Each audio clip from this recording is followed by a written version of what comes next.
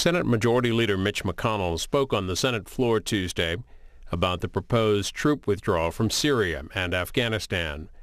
The leader offered a non-binding amendment expressing the sense of the Senate, disapproving of the withdrawal, and calling on the administration to review strategy in the region. Here's a look.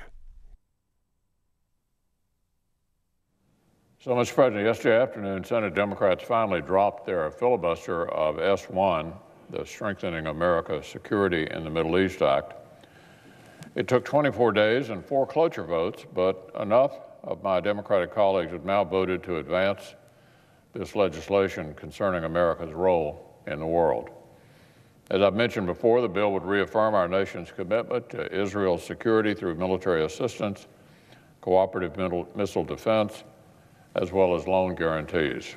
It would deepen our ties of strategic cooperation with Jordan as the security and humanitarian ramifications of the Syrian civil war continue to take their toll. And the legislation also includes the Syria Civilian Protection Act, which would hold accountable those who have enabled and carried out the butchery of the Assad regime. But I'd like to take a few moments this morning to discuss an amendment that I plan to propose as well.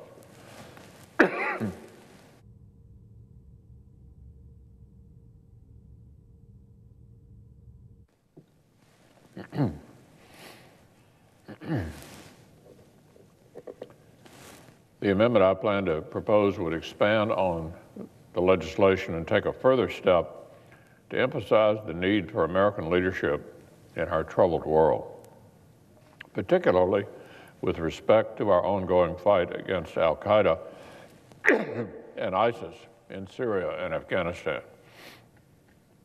My amendment would acknowledge the plain fact that al-Qaeda, ISIS, and their affiliates in Syria and Afghanistan continue to pose a serious threat to us here at home. It would recognize the danger of a precipitous withdrawal from, goodness.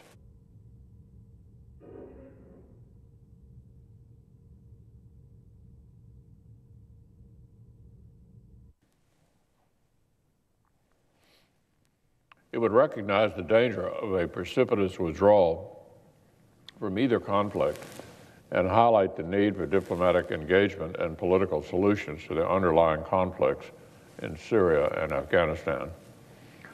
So, Mr. President, we've seen the cost of a precipitous withdrawal before in Iraq, and in Afghanistan, we've seen the downsides of telling the enemy they can just wait us out. We'll be gone on a date certain. So my amendment would also urge continued commitment from the U.S. military and our partners until we have set the conditions for the enduring defeat of these vile terrorists. This measure would reflect the conclusion of our nation's military and national security professionals. It would speak directly to our allies and reassure our local partners who are doing the bulk of the fighting against a shared enemy. Simply put, while it is tempting to retreat to the comfort and security of our own shores, there's still a great deal of work to be done. And we know that left untended, these conflicts will reverberate right here in our own cities.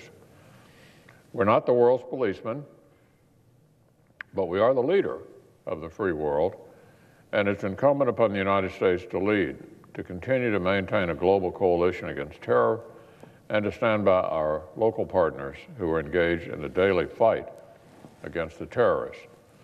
So my amendment would further condemn Iran for its hampering of diplomatic efforts and its destabilizing work throughout the region.